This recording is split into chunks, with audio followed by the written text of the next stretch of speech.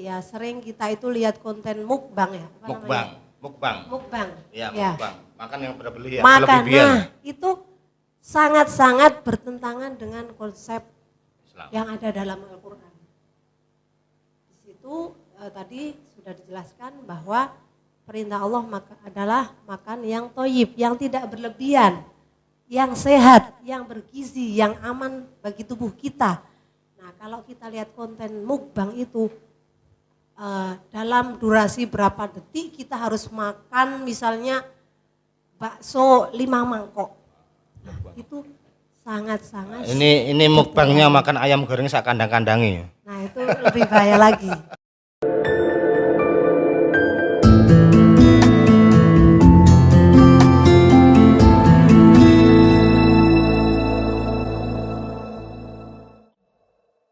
Assalamualaikum warahmatullahi wabarakatuh. Selamat bertemu dan berjumpa kembali dengan saya Cak Aris di Rumah Penyuluh Kita.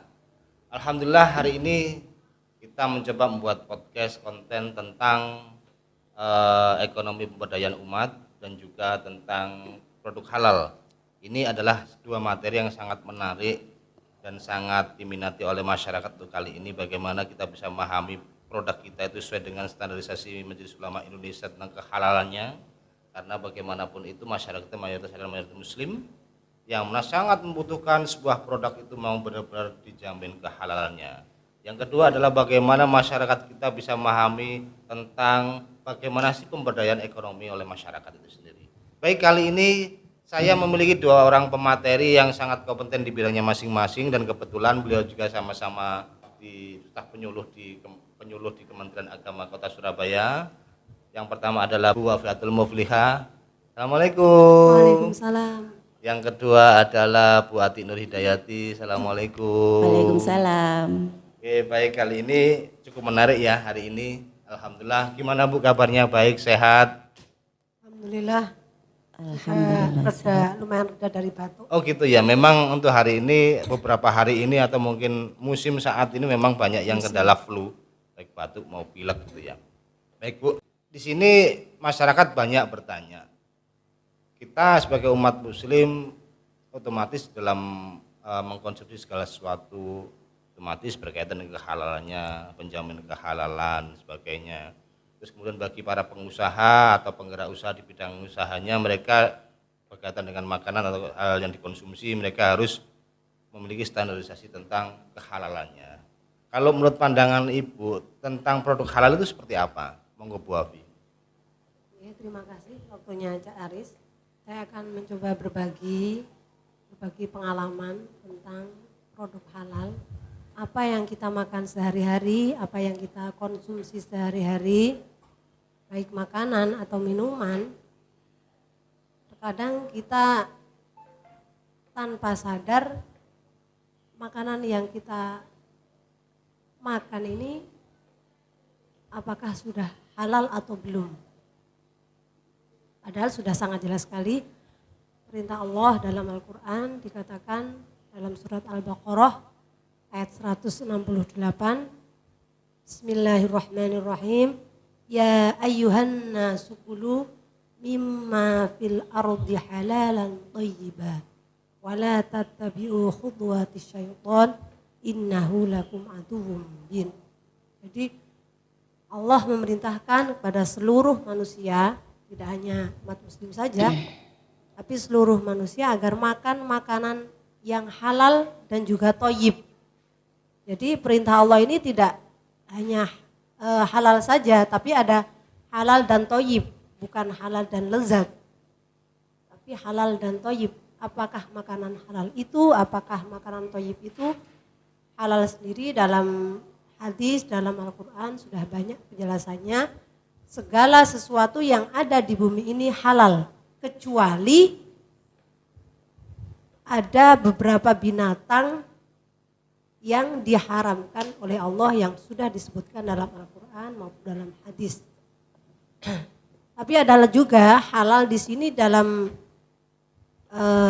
kategori selain zatnya, ada lagi cara memperolehnya. Nah, terkait dengan produk halal ini kita lebih fokus ke halal dalam zatnya. Nah, yang kita makan sekarang ini kan banyak sekali ya produk-produk olahan. Kalau dulu kan kita makannya paling cemilannya pisang goreng, kemudian tempe goreng, kacang rebus misalnya, itu sudah sangat jelas sekali itu halal. Nah, tapi kalau sekarang ini banyak produk olahan yang kita konsumsi setiap hari tanpa kita tahu apakah itu halal atau enggak. Nah, kemudian kalau ternyata yang kita makan ini haram, lalu bagaimana dengan tubuh kita? Bagaimana dengan ibadah kita? Padahal salah satu tujuan makan yang halal agar kita itu bisa beribadah dengan sebaik-baiknya. Nah, maka dalam hal ini pemerintah melalui Kementerian Agama, melalui BPJPH, Badan Penjamin Jaminan Produk Halal ini memberikan instruksi kepada seluruh masyarakat, terutama kepada pelaku-pelaku usaha makanan, pelaku usaha minuman, agar produk-produk yang dibuat, produk-produk hasil kreasinya ini didaftarkan kehalalannya. Apakah mereka ini bisa mempertanggungjawabkan yang mereka buat, yang mereka distribusikan, produksi kemudian didistribusikan kepada seluruh masyarakat Indonesia ini sudah halal atau belum. Nah, dalam hal ini nanti akan kita jelaskan apa saja sih syarat-syaratnya agar produk kita ini diakui kehalalannya, agar produk kita ini bisa memenuhi standar kehalalan seperti itu. Oke, baik, tadi sempat disampaikan tentang produk halal seperti apa. Ini ada pertanyaan, Bu. Apa sih maksud toyib tadi itu? Bukan Bang Toyib atau apa bukan, Bu ya? Ini Bang Toyib nggak pulang-pulang masalahnya. nah, yang bukan terkadang ya, sering kita tidak sadari bahwa orang itu hanya mengingat bahwa yang diperintahkan Allah itu makan yang halal saja tanpa memperhatikan apa itu toyib.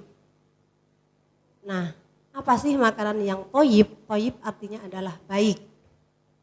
Nah, makanan yang toyib adalah makanan yang sehat, makanan yang aman, dan juga tidak berlebihan. Misalnya kalau sekarang ya kita Aris ya, Ustazah Ati ya, sering kita itu lihat konten mukbang ya. Mukbang. Ya, ya. mukbang. Makan yang berlebihan. Nah, itu sangat-sangat bertentangan dengan konsep Islam yang ada dalam Al-Quran. Di situ tadi sudah dijelaskan bahwa perintah Allah adalah makan yang toyib, yang tidak berlebihan, yang sehat, yang bergizi, yang aman bagi tubuh kita. Nah, kalau kita lihat konten mukbang itu dalam durasi berapa detik kita harus makan misalnya bakso 5 mangkok. Nah, itu sangat-sangat. Ini mukbangnya makan ayam goreng sak kandang-kandangi. Nah, itu lebih bahaya lagi. Itu yang berlebihan ya. Gitu kemudian ya? Yang sungguh terwelu kayak gitu. Padahal orang itu bikin konten mukbang itu kan untuk lebih ke kepentingan pribadinya ya, menaikkan pendapatan. Nah, itu secara tidak langsung mereka itu mengajari kepada masyarakat untuk meniru seperti halnya mereka makan secara tidak berlebihan. benar. Padahal mereka itu masyarakat, mohon maaf, masyarakat kita posisinya kondisi tanda kutip pasca pandemik ini situasi ekonominya menurun. Ya. Mereka dipamerkan makan mukbang yang enak-enak, yang banyak dan luar biasa, makan ayam goreng sak kandang-kandangnya kalau perlu. Ya sangat tidak mendidik sama sekali kira-kira kayak gitu ya, Ustaz ya. Nah, dan mohon maaf bodohnya sekali kita ini ya, tanpa bisa memfilter gitu ya. Konten-konten yang ada di YouTube. Makanya perlunya kita belajar tentang Islam, belajar agama ya, salah satunya untuk kemaslahatan kita sendiri dan kemaslahatan bersama. Kemudian makanan yang sehat. Apa sih makanan yang sehat? Makanan yang sehat adalah makanan yang dibutuhkan oleh tubuh kita. Nah, kita tahu ya, Ustazah ya, Cak Aris, sekarang ini banyak sekali muncul penyakit-penyakit yang Macam-macam. itu tidak hanya menyerang usia lanjut aja. Usia muda. Usia anak-anak Anak-anak sudah pun. ada yang terserang diabetes. Ya. Ya, betul. Kemudian baru seminggu yang lalu saya ketemu temen, dia nikah sudah sekitar 4 tahun. Saya nanya, gimana kabarnya, udah punya momongan belum? Belum lah, kenapa? Saya habis sakit, Us. Sakit apa? Dia menyebut PCOS, Polycystic Ovarium Syndrome. Nah, ini saya sedikit berbagi pengalaman aja ya. Nah, ternyata saya nanya, itu penyakit apa, Us? Ya penyakit, jadi rahimnya dia itu sel telur yang dihasilkan itu tidak subur, disebabkan karena ternyata dulu semasa kuliah itu dia sering mengkonsumsi mie instan, Makanan kemudian cepat saji gitu makanan ya. cepat saji, minuman instan yang botol-botol kita beli di swalayan itu. Dan sekarang ini juga kalau kita lihat di misalnya di Rumah Sakit Dr. Sutomo ya, di sana kalau kita mau menengok ke sana, itu banyak sekali anak-anak usia SD, usia SMP itu sudah terserang penyakit diabetes. Nah, salah satu penyebabnya adalah minuman instan Minuman instan. yang Gula zat yang- gulanya itu adalah gula buatan. buatan, Sintetis. gula sintetis, kemudian ada zat pewarna, ada zat. Termasuk pengaruh nanti terhadap penyakit komplikasi ya. Nah, Komplikasi panuka das kurap enggak ya? Penyakit kanker. penyakit kantong Kantong kering. kering. Itu baru 2 contoh ya penyakit yang kita ketahui di masyarakat yang merupakan akibat dari kita makan yang tidak sehat. Sehat. Iya, Berarti iya. intinya toyib itu sehat Sehat, dan benar sesuai benar, dengan tidak berlebihan. tidak berlebihan. Tidak berlebihan. Menarik. Ini sangat menarik sekali. Jadi kita harus ketahui makan itu selain halal berarti harus benar toyib. Toyib. Toyib itu sesuai dengan kesehatan. Baik kesehatan untuk tubuh kita kan seperti itu kan secara medis kita juga harus pertahankan itu karena apapun itu banyak penyakit yang menjala akibat makan yang tidak teratur atau makanan tanpa ditata dengan benar itu. Terus gini Us, saya panggil Us enggak apa-apa ya? Bukan Us tapi nanti bukan ya? Panggil Ustazah gitu. Ibu boleh. Nah, panggilnya Us. Saya khawatirnya kalau Us gitu, apa Us. Jadi begini, melihat fenomena yang terjadi seperti itu, masyarakat harus tahu pentingnya makan halal, produk halal, dan toyib. Terus pertanyaannya adalah begini, kita untuk mencari makan, kita makan, apapun yang kita dapat itu yang penting ada, jangan halal. Cari haram itu sulit, gimana itu pandangan seperti itu? Jadi sebenarnya apa yang kita lakukan dalam kehidupan sehari-hari itu juga tergantung dari bagaimana latar belakang pendidikan kita, latar belakang kehidupan sosial kita, latar belakang kehidupan beragama kita. Artinya kalau kita itu sudah punya basic yang kuat tentang ilmu kesehatan, tentang ilmu agama, tentang ilmu mengasuh anak yang benar, tentunya kita akan selektif dalam memberikan misalnya hidangan yang sehat untuk anak. Nah, kemudian kalau ada pertanyaan, cari yang haram aja sulit, gimana mau cari yang halal? Sebenarnya kalau kita mau berpikir ya, hidup ini sangat sederhana. Yang bikin rumit adalah Diri kita sendiri. Hidup. hidup ini Ya. sangat murah. Yang bikin mahal adalah Iya, gengsi hidup. kita sendiri. Jadi kita kalau hidup sudah sekarang ini kan zamannya GoFood itu ya. Kadang kita itu karena terpengaruh sama tetangga atau teman, kebiasaan pesan-pesan makanan secara online, kita jadi tertarik untuk menirunya. Kalau mungkin pertamanya hanya kepingin nyoba-nyoba, tapi lama-lama nanti keterusan misalnya, itu akan jadi sesuatu yang kurang baik, apalagi jika mohon maaf latar belakang ekonominya itu dari kurang mampu yang nggak ada, akhirnya diada-adakan untuk makan saja harus pinjem-pinjem misalnya. Tapi kalau kita, yang saya bilang, kalau kita itu dari latar belakang keluarga yang basic agamanya bagus, kemudian pola kehidupan dalam kekeluargaan itu juga bagus, akhirnya dia makan tempe itu sudah sangat bersyukur, merasa enak. Makan sambal, makan telur dadar sudah merasa enak, sayur sop. Nah, itu rasa syukur yang ada dalam diri kita, rasa qanaah itu juga akan berimplikasi pada kehidupan sehari-hari kita. Jadi intinya begini, yang kita alami, yang kita sampaikan, yang kita pikirkan itu mulai dari A sampai Z akan selalu bersinergi, saling mempengaruhi dari kehidupan dunia hingga nanti di kehidupan akhirat. Jadi intinya begini, sebenarnya hidup itu simpel. Hidup itu bilang. semua itu nikmat, nggak ada yang tidak. Tergantung bagaimana kita memaknai hidup itu sendiri. Benar Bagaimana sekali, kita Ustaz. bisa mensyukuri itu semua yang Iya. terjadi. Us begini Us, lagi ada pertanyaan lagi begini. Saya seorang pengusaha, bagaimana cara mendaftarkan tentang produk yang saya produksi, saya sebagai pelaku usaha untuk mendapatkan izin kehalalannya, saya harus menghubungi siapa, kemana, apakah ada sebuah perlu pendampingan dan bagaimana, kira-kira gimana Ustaz?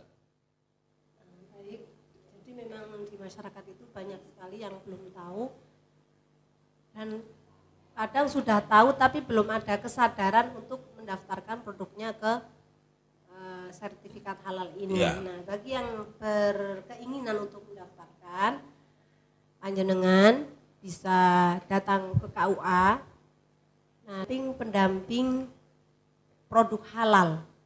Karena di tiap kecamatan itu ada penyuluh keagamaan yang sudah ikut seleksi, sudah ikut tes dan lolos untuk menjadi pendamping produk halal dan akan membantu UKM-UKM dalam mendaftarkan produknya ini ke sertifikat halal ini. Nah, apa saja sih syaratnya? Yang pertama, yang pasti KTP ya, punya KTP. Yang kedua NPWP, yang ketiga alamat email yang aktif. Kemudian yang keempat nomor HP yang aktif. Yang kelima, produknya ini sudah didaftarkan NIB. Coba catat ulang-ulangi Us biar mereka tahu Us. Apa sih syaratnya itu? Satu KTP. Enggak perlu Apa KRT RW? ya? Enggak perlu. Enggak perlu ya. Enggak perlu ya, enggak perlu. Yang pertama punya KTP. KTP, Yang kedua NPWP. NPWP.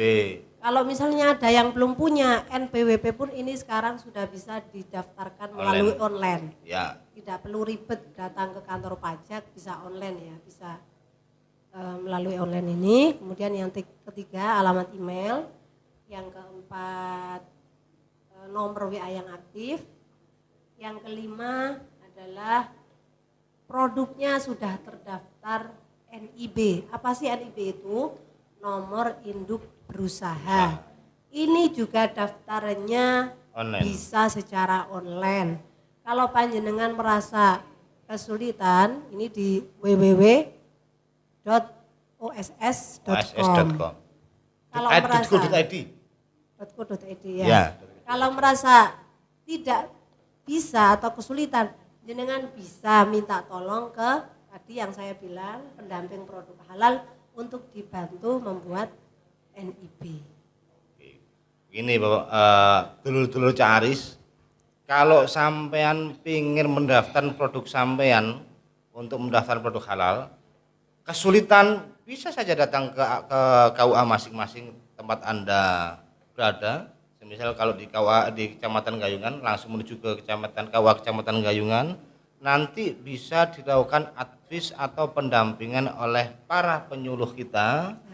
Dan kebetulan di sini Bu Nyai Haja Wafiatul Muflihah ini adalah salah satu pendamping yang ada di pendaftaran produk halal itu sendiri. Nanti seperti itu Bu ya? Ya. Ya nanti bisa dibantu di situ. Apa sih bagaimana bla bla bla bla bla. Wis Bu, aku gak ero ya apa carane syaratnya apa tak siawan jebret wis tolong bantu piye. Dan ini menariknya tanpa dipungut biaya speser pun. Tanpa dipungut biaya. Gratis. Garis bawah ya, tanpa dipungut Gratis. biaya. Gratis. Ya, itu penting. Kurang enak apa ya Ustazah ya? Iya, menarik. Sudah Jadi fasilitasi. kalian dulur-dulur Caris yang pengen mendaftarkan produknya, jangan khawatir di luar ada mengatakan biayanya mahal apa. Enggak, silakan daftar saja. Kecuali produk Anda yang menghasilkan produk olahan yang diperlukannya sebuah analisis secara kimiawi di laboratorium tertentu, itu perlu ada sebuah biaya tersendiri karena biaya untuk lab. Benar sekali. Ya, gitu ya. Yang ini untuk program yang gratis ini diperuntukkan untuk usaha yang minim resiko. Apa sih usaha yang minim resiko? Usaha yang bahan dasarnya tanpa menggunakan daging ayam atau daging sapi. Loh kenapa? Sapi kan halal, ayam kan halal. Iya halal, tapi belum tentu halal dari segi cara penyembelihannya. Itu yang kadang masyarakat yang belum paham, dikiranya semua sapi halal, semua ayam halal. Kalau sapi atau ayam disembeli tanpa menggunakan atau mengucapkan lafal basmalah, maka otomatis itu bukan halal. halal, itu sudah menjadi bangkai.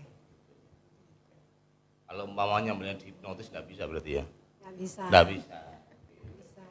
Itu sebenarnya banyak masyarakat kita yang tadi saya sampaikan tadi mau maju mundur daftar biayanya berapa, jangan khawatir, biaya daftarnya gratis. Cuman kalau memang dibutuhkan untuk pengecekan pengelolaan tentang produk Anda yang mana produk tersebut ada unsur diperlukannya pengetesan secara laboratorium, itu pasti ada biaya sendiri. Bukan biaya pendaftarannya, di biaya laboratorium Ustaz lagi, seperti itu. Terus sampai saat ini Ustaz mau tanya. Ya. Itu yang gratis tuh program apa namanya? Kemudian nomor 2 hanya diperuntukkan untuk siapa? Kan ada masa pendaftaran apa namanya produk halal ini tanpa ada sebuah pembagian untuk wilayah mana yang layak untuk dapatkan gratis, mana yang layak tidak gratis dan sebagainya seperti itu. Jadi ini untuk UMKM seluruh Indonesia, seluruh wilayah Indonesia dengan modal yang tidak besar. Modal tidak besar ya. Intinya UKM gitu ya. UKM kecil. Ya. Kalau memang namanya produknya self declare. Self declare. Ini nanti setelah syarat-syarat tadi sudah cukup ya, ada NPWP, ada NIB. Pendamping produk halal ini akan membantu pelaku usaha untuk membuat akun secara online juga, daftarnya juga secara online melalui PTSP halal.co.id secara online.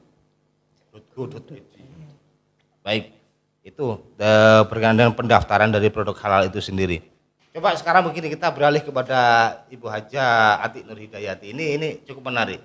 1, kita berbicara tentang produk halal. Nomor 2, kita tentang ekonomi pemberdayaan umat. Nah ini kalau ada sebuah program tentang pendaftaran produk halal yang mana produk halal itu gratis bagi UMKM, itu kan juga otomatis termasuk salah satu bentuk program pemberdayaan ekonomi umat.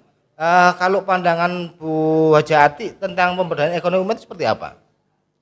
Pemberdayaan ekonomi umat itu suatu usaha untuk meningkatkan ekonomi pada masyarakat. Masyarakat gitu ya? Iya. Jadi ini saya perkenalkan dulu. Ini beliau selain sering juga mendampingi tentang bagaimana masyarakat kita itu memahami tentang sebuah pemberdayaan ekonomi, beliau juga salah satu penyuluh Kementerian Agama Kota Surabaya yang ditempatkan di KUA Kecamatan Gayungan. Jadi memang podcast kita itu memang untuk saat ini mengambil beberapa para penyuluh dan juga para pemateri yang lainnya yang siap untuk menyampaikan materinya. Terus bagaimana Bu untuk mensikapi masyarakat kita yang selama ini harapannya pingin punya usaha namun tidak punya modal, itu pertama. Nomor kedua mereka, apakah mereka cukup mengupayakan memaksimalkan apa yang dia miliki atau seperti apa? Tanpa harus pinjam ke sana kemari, kita punyanya apa kita harus kita lakukan seperti itu. Ini kebetulan kan saya itu bergerak di PKK pada Pokja 3. Ya. Pokja 3 itu kebetulan mengenai UKM.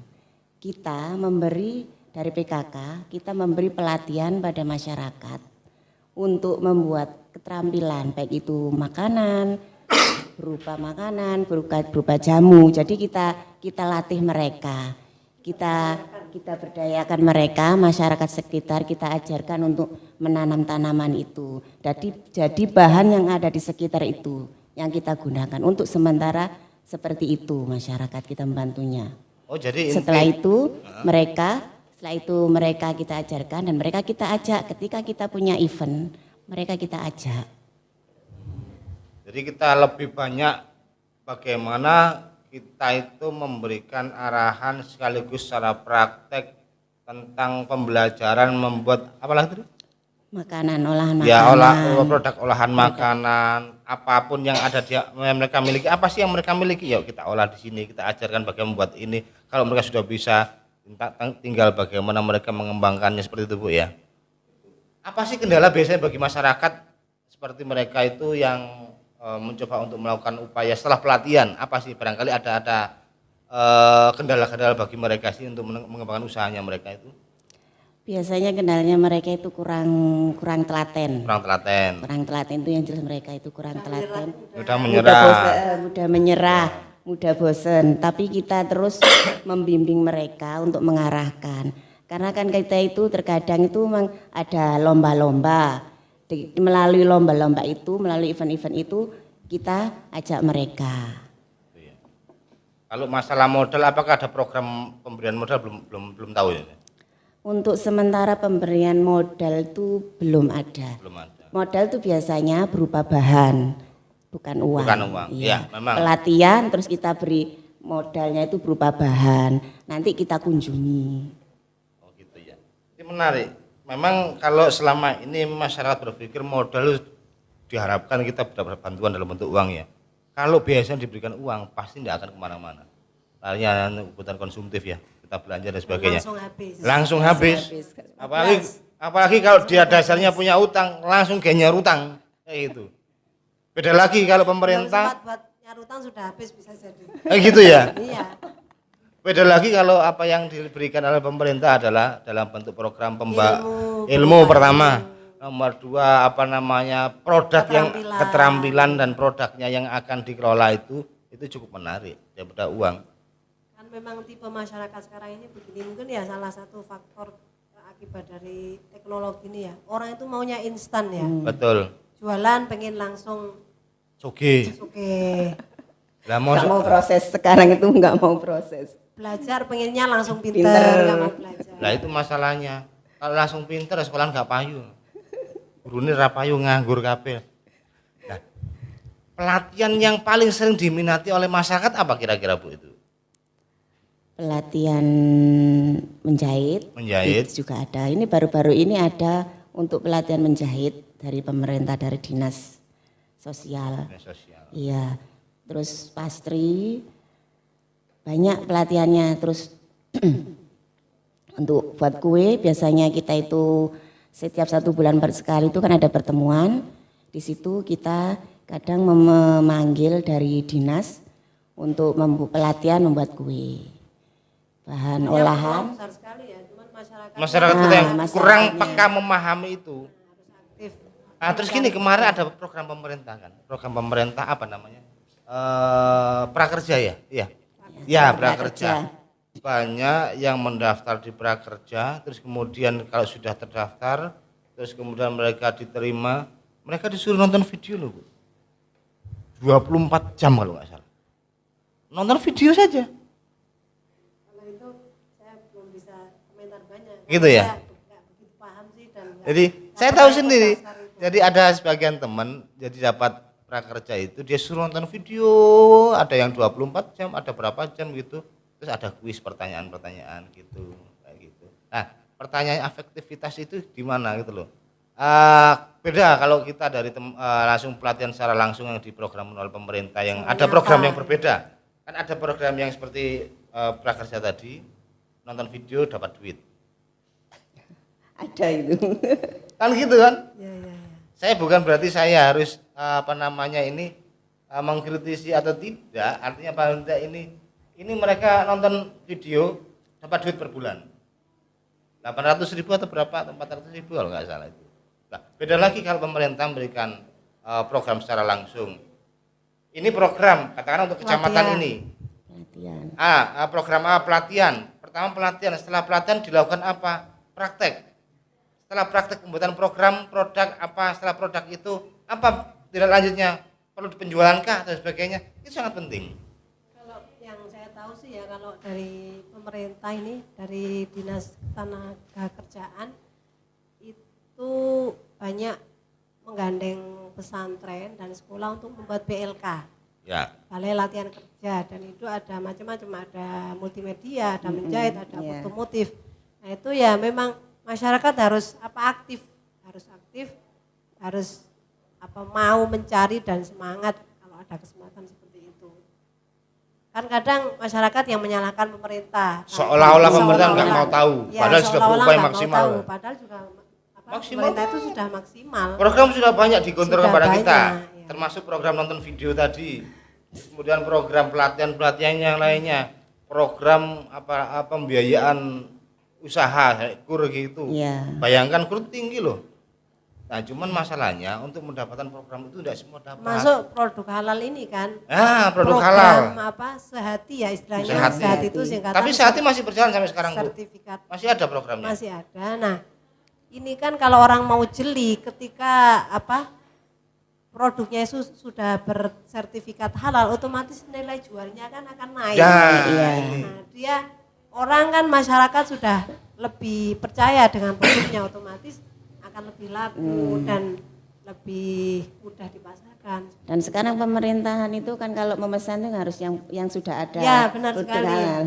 Pemerintahan itu kalau bersertifikat. Nah, ini pertanyaan begini menarik bagi untuk masyarakat ya. Ada banyak, tidak hanya ada, banyak menurut ada para pengusaha kecil maupun menengah, bahkan kalau atas insya Allah enggak. Ini karena resikonya sangat tinggi. Yang usaha menengah ke bawah itu mereka tidak pernah mendaftarkan produk halal dalam usahanya, Bu ya. Tapi mereka berani menempelkan produk halal, itu banyak loh terjadi itu. Bagaimana menurut pandangan Bu? Sebagai pembinaan terhadap usaha mikro masyarakat dan juga produk halal, pandangannya dengan ada ya ternyata. Oh banyak. Ya hisab akhirat. Hisab akhirat dampak hukumnya pasti ada. Saya tadi bilang ya, ada satu dan yang lainnya itu saling mempengaruhi.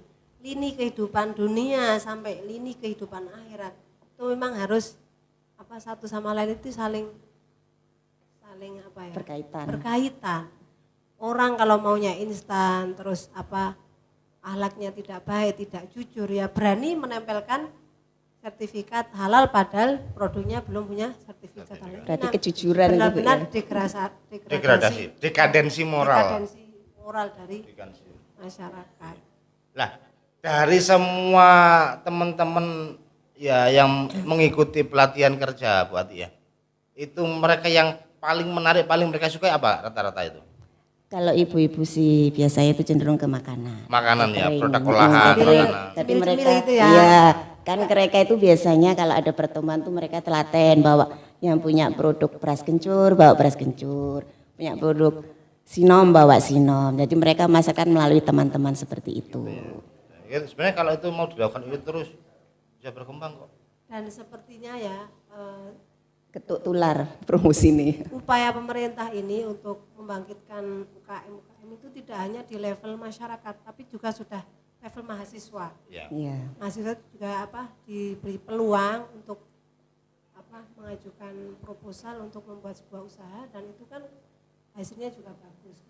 Ya, mandiri, jadi ekonomi mandiri. Betul. Ya, sempat beberapa waktu yang lalu ada beberapa mahasiswa juga mengajukan program usaha itu. Mereka dapat per mahasiswa ada yang 25 juta.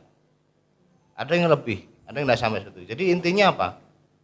bagaimana support pemerintah untuk memberikan kemudahan kepada masyarakat kita, tidak pandang bulu baik itu kalangan mahasiswa ataupun kalangan masyarakat umum, kelas menengah ke bawah, bahkan termasuk kalangan atas, pemerintah memberikan support itu semua. Itu Tinggal bagi yang bagaimana aktif. mengambilnya, Pak ya? Iya. Yang aktif, mereka yang aktif mencari informasi kan terkadang itu. Tapi terkadang juga ada informasi mereka juga kurang. Acuh ya. Nah, informasi paling mudah dicari seperti apa, bagaimana? Biasanya melalui grup-grup WA seperti Grup itu. WA. Terkadang dinas juga mendatangi ke PKK, ke kelompok tani, RT, RT. Mereka itu yang langsung berhubungan dengan masyarakat. Iya. Masyarakat. Penyampaian informasinya itu. Ya memang Dari untuk bawah melalui RT. masyarakat yang paling dekat kegiatan-kegiatan masalah PKK, kalau kita penyuluh dan sebagainya itu. Penyuluh majelis taklim itu kan kadang kita juga mendatangkan.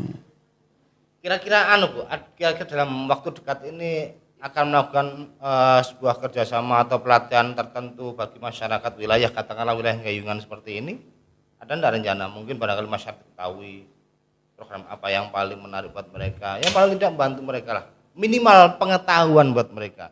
Kalau orang yang memiliki pengetahuan, punya upaya, aku punya pemikiran seperti itu, ada upaya yang lainnya, usaha untuk berkembang lagi kan kayak gitu.